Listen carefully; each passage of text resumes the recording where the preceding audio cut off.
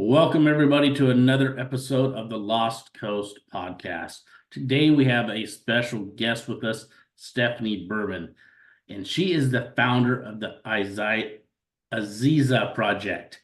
And it's very interesting. Hold on to your socks because she's got one heck of a story that she's going to share with us today on her medical profession kind of mission that she's on. Stephanie, welcome to the show. Thanks for having me, Corey. So, Stephanie, let's start out a little bit about the background and how you got to the Aziza project. All right. Well, first of all, I'm not a medical professional in any form or fashion. Everything I'm sharing is just for educational purposes. And I'm just going to say, don't change anything about your medical treatment without talking to your doctor first. That's always a disclaimer I throw in there. I'm like, don't do anything. Yeah, and I guess it's not medical education, it's entertainment, medical entertainment. And so, yeah, my story really began, 15 years ago. I was, well, even longer. In high school, I had the typical, I'm putting that in quotes if you can't see me on the video, typical menstrual cramps that a lot of girls that age, late teens deal with. But at the time, nobody thought that, oh, this could be a sign of endometriosis. And so I just dealt with that through high school and college and got married and dealt with gynecologic pain in all sorts of different ways. And finally, we decided to start looking for some answers in like 2011, 2012-ish. And nobody could help us. We bounced through our family doctor, our OBGYN, a vulvar pain clinic at the university hospital in biggest city in our state. And I got gaslit multiple times. My husband got gaslit by providers and nobody could help us. And so finally in 2018, I looked at my husband and I said, hey, if we don't deal with my endometriosis pain soon, I'm not going to be able to get out of bed multiple days a month. And so he took that very seriously. He said, okay, just do what you need to do, find a doctor, get it scheduled. And I'm like, okay. Thankfully, one of the top endometriosis surgeons in the country lives about 4 hours away from us. So it was an easy decision to go over there, get surgery, have a hysterectomy, get the endometriosis cut out, and that solved that pain. But at the same time, I was still dealing with some other more external pain as well, and I didn't know what to do. So the nurse practitioner for my surgeon said, hey, go talk to a dermatologist. So I came home and found a dermatologist who I thought was going to be able to help me. She gaslit me. And that was kind of the end of my dealing with medical professionals. I'm like, I'm done. I just can't do this anymore. So I turned to Instagram of all places. And I found like the top layperson social media influencer for this condition that I was told I had. And through that, I found a doctor in Tulsa, Oklahoma, who looked like he knew a ton about female pelvic anatomy and all the things that could go wrong. And I'm like, I wonder if he can help me figure out what's going on. So I reached out to him and I said, hey, this is like, very briefly, this is what's going on. Can I come and see you? And he's like, yeah, I'm opening my own solo practice in October. This was about July when I was talking with him, and set up a consultation and we'll have a chat. And so I had my virtual consultation with him like second week of October. And I woke up that morning really excited for my consultation, nervous too, but also wondering, how can I help women who are suffering with this type of pain, who don't have the financial resources I do? And how can I do it not in my estate planning when I'm dead and gone, but how can I do it right now so I can see kind of the fruits of what's going on and the women getting helped and stuff like that. So I that was kind of that was the start. That was the little seed of the Aziza project. And that just sat in the back of my head for 3 months until we were actually in Tulsa. So we went to see the doctor in Tulsa and had my procedure, and I was back at the hotel and I was recovering from the anesthesia. And I remembered that I had a way to basically snap my fingers and start a nonprofit. And so that's what I did. I reached out to a fiscal sponsor who's they're a 501c3 that has the ability to have projects underneath them, and those projects have 501c3 status as well through their fiscal sponsor. Now, if they were to leave out from outside the fiscal sponsor or go outside the fiscal sponsor, we'd have to apply for our own 501c3 at that point.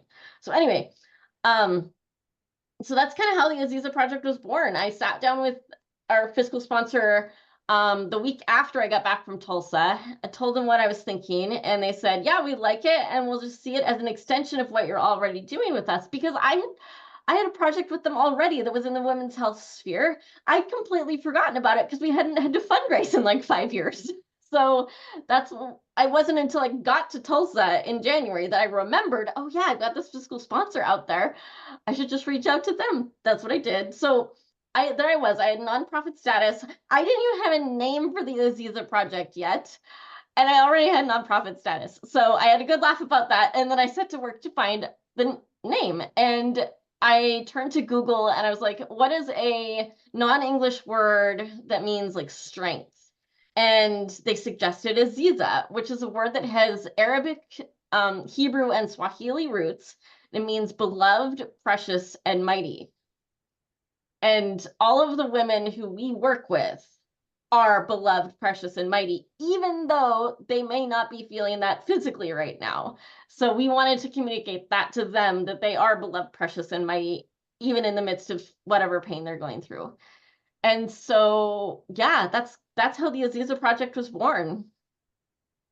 Nice. So, I mean, it's quite a scenario that you've been going through all your life. I mean, starting from, very young age, going all the way through dealing with that, and then having the medical, or lack of a better way, the medical professionals out there actually, not giving you much hope. I mean, it's hard out there. I mean, I'm sure you got prescribed here, take this pill, try that pill. I know there's a lot of that going on nowadays. I mean, it seems like our medical profession is all about giving us a pill or this certain shot, that's going to solve everything. And Yeah. we didn't have those, from day one. So you always kind of wonder, about how everybody took care of themselves before, because let's face it, I mean, the population's growing. So, I mean, there's better ways, I think, to take care of ourselves than just popping a pill every time just because we think we have some kind of aches and pains. And I commend you a lot for trying to find a different answer and learning how to actually go out and help the rest of these women with their issues. So Yeah. with that, tell us about the Aziza project and exactly what happens within it. Okay. So the Aziza project is as an organization, we offer hope to women who are suffering from complex gynecologic pain by providing funding for them to see a doctor who has the knowledge and training to figure out what's going on. And so we are primarily a pass-through organization, is kind of how I like to describe it. We receive the donations and then we pass them on to women who have the financial need to be able to get to see our doctor in Oklahoma. And I say our doctor, he's not, there's no official legal relationship there. We're just, just working side by side to help these women. And yeah, so we cover things like their virtual consultation with the doctor, so they can stay home, meet the doctor over Zoom, or, well, he's got a HIPAA thing that he uses that's similar to Zoom. Right. And so they get to talk to him for half an hour, this is kind of my symptoms, what might be going on. And then they decide, do I want to go to Tulsa to actually seek treatment and an official diagnosis? Because he can't diagnose, treat, or prescribe during those consultations. But once they get to Tulsa, he can do all of those things. So we will send them to Tulsa, and then we'll pay for their airfare and their hotel. They are responsible for food and transportation on the ground, so they have a little bit of skin in the game that way. And then we'll help them get home, flight home. And then we'll also cover like their follow-up care. Like sometimes they'll go to Tulsa and then they'll need to try a medication for a little bit to see if that works. And they'll have a follow-up appointment with our Tulsa doctor. after a few weeks of that treatment. And if we have the money, if they need help, we'll cover that. Right now, we're not covering any care provided by other providers because we don't have the means and the knowledge necessary to like completely vet a provider to say, hey, does this person actually know what they're doing? But as we grow and as I get more volunteers who may have that experience and knowledge, we might be able to expand a little bit further. Interesting. So you're working with this right now, one provider, just because of the situation that you're in and growing this whole situation, right? How's the funding work? So people are making donations to you, you raise money, I'm sure, those kind of situations. How do you decide? Because I'm sure you get flooded with people looking to go meet this doctor, right? There's got to be some criteria and a checklist. So you're probably vetting the people first before you take them to the next step, correct? Yeah. So we have them do our financial aid application first. Typically what happens, our very first step, somebody reaches out to us. I will schedule like a one-on-one conversation with them so I can hear their story a little bit. And then if they have not already reached out to our doctor's office, like if they found us on social media and they're like, sure, I need help, but I don't know who to talk to, then we're like, okay, tell us your story. I kind of listen. And like I said, I don't have any medical training, but I've been in this sphere long enough that peer to peer, I can kind of say, yeah, it sounds like you might fit what our doctor does. So call our doctor, confirm whether or not you're a good fit for what they're doing. And then if they will tell us if you are a good fit. Once we hear from them, we'll reach back out to you and then we'll go through the financial aid process. Once you're through the financial aid process, they have 2 weeks to schedule their consultation with the doctor. Then now the consultation does not have to happen in those 2 weeks, but we want them to make sure that they are continuing to move on the things that they've committed to. And so they get that consultation scheduled. And then usually with the consultation, we end up paying 90% and then they pay 10%. So they pay like that 10% when they call the schedule, they pay like a $25 fee to hold that appointment. And then they've got a little bit of skin in the game for that virtual consultation as well. Nice. So they get this, and then do you have like a success story, Yeah. Besides yourself, of course, we know that you've been successful, but another success story that we can have. Yeah, so we actually just sent our first gal across the country to see the doctor earlier this spring. And that was a really interesting story. I met with her first probably in February or March. And she had reached out to me because she was involved in another pelvic pain organization and somebody had posted our URL in their forum and she spotted it. So she scheduled just a one-on-one coffee with me. She just wanted to learn more about what we were doing.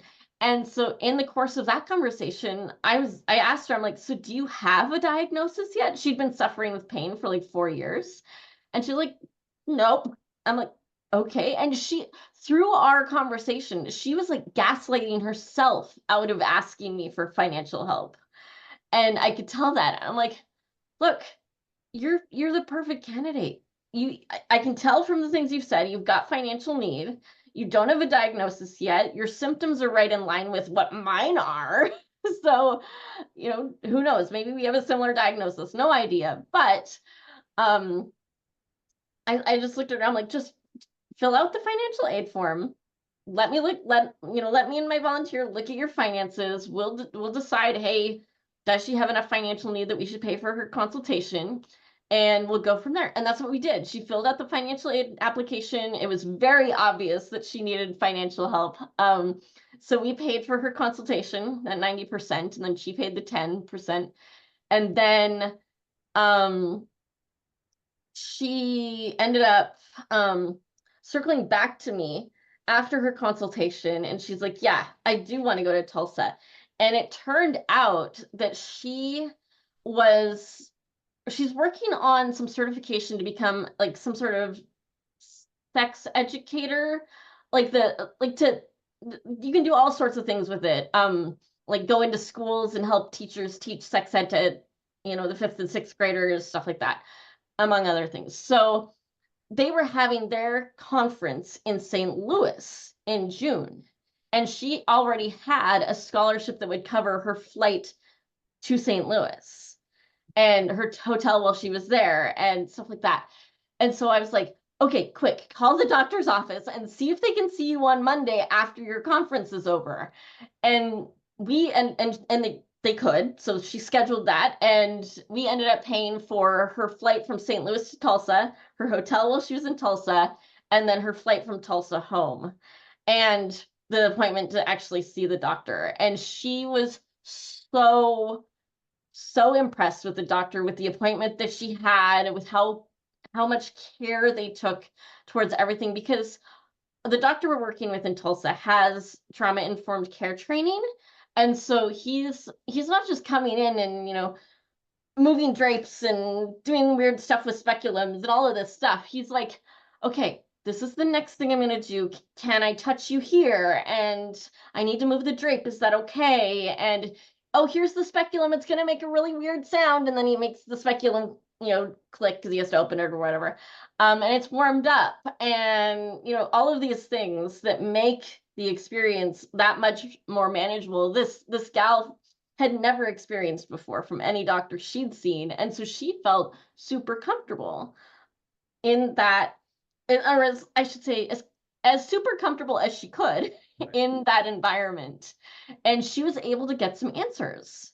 So she's, trying some follow-up medications. And she said, as we all do, stuff in personal lives gets in the way sometimes and things come up. And so we haven't been able to do much with her since then. But and then she's got some other things she needs to work on at home too.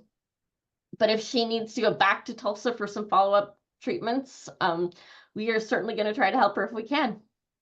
Nice. No, it's always nice to hear success stories, somebody that, actually can see that it's working. Yeah. It's not just a theory anymore. It's working. You're helping somebody, you're making that happen.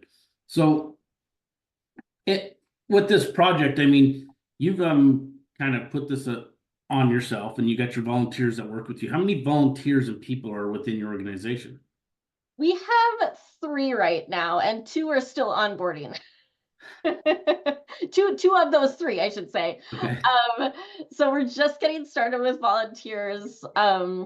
I've been doing a lot of, okay, what can I delegate? Where should I be spending my time?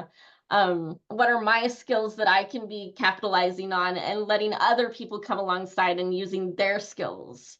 So that's the other thing that I am really excited about the Aziza project and our volunteers, now and in the future. I want the Aziza project to not only be able to empower the women that we are serving financially, but also empower the women who are serving alongside us as volunteers. So for example, one of our volunteers right now, who's going to be helping us with some social media, doesn't have a ton of experience with social media, but she wants to learn so that she can be a social media manager at some point in the future, run her own social media management firm maybe. And so I looked at her and I'm like, hey, if you have the desire to learn, and we have a volunteer that's ahead of you in the social media knowledge and practice, that's willing to impart knowledge back to you, that sounds like a perfect fit to me, because then you are invested in what we're doing, because she has had gynecologic pain herself, so she knows what that's like. She wants to grow her skills. We need somebody who has those skills or wants to learn those skills and is willing to use them for our benefit. So it's really a win-win from all sides at that point. Yeah, that's great. So are you looking for more volunteers, more people to broaden this message out? Is this kind of where it's headed? Yeah, so again, going back to my skills and strengths, one thing that I really don't like is talking on the phone. And so if I could find a volunteer to make my phone calls for me, I would be a happy girl. So that may sound like a really strange thing for a volunteer to do, but I don't need somebody like manage my calendar yet or anything like that. I just need somebody who doesn't mind talking on the phone, who's willing to do things like the things they would be doing would be like calling potential donors and saying, hey, we sent you a card last week. Did you get it? Would you like to schedule one-on-one with Stephanie? I can do the one-on-ones on Zoom just like this. That's fine. But it's just the calling, that the calling and the scheduling that I'm like, that's not my forte. It takes me a lot to want to pick up the phone. um, so if I can find a volunteer to take that off my plate, that would be awesome. Okay, well, if anybody out there's listening and you'd like to get involved with this project and you don't mind the telephone, give Stephanie a call. And on that Don't note, give me a Stephanie, call. yeah, Shoot me an email. no pun intended, right? Yeah. Shoot me an email. Go to the website. There is a little button that says schedule. I think it says schedule a call with Stephanie, but it's actually a Zoom meeting. So yeah, I would, if somebody is listening to this and likes talking on the phone, and feels passionate about helping women who are dealing with complex gynecologic pain, I would be more than happy to talk with you and kind of tell you a little bit more about what I need as far as phone calls go. Perfect. Yeah, I hope that works. Yeah. So that's great, Stephanie. What's one takeaway that you'd like our listeners to take away today? Maybe, some kind of information or whatnot before we close this out. Yeah.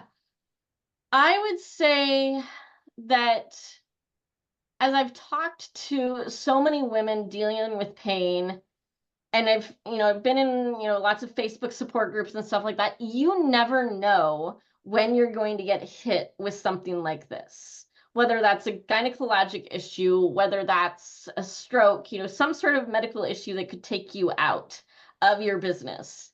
And so I would say, make sure that your business is financially healthy and you are personally financially healthy, so that if something happens to you, you'll be okay. Boy, I couldn't agree more. Me being in the financial consulting space, that's exactly some of the best information I've heard in a long time. Make sure you get your ducks in a row because you never know what's around the corner. Yeah. Yeah. And that's really what happened to me. I'll just add one more thing. Like when I was originally in pain, I taught piano. I had 30 students at my studio's height. And so I was bringing in income that way. And so I've just worked for myself. And so to those people who may be dealing with chronic pain and are hearing this and don't know what they can do, I would say, look at your skills, look at the stamina you have, figure out, do you have some way of bringing in a little bit of money using those skills and whatever energy that you do have.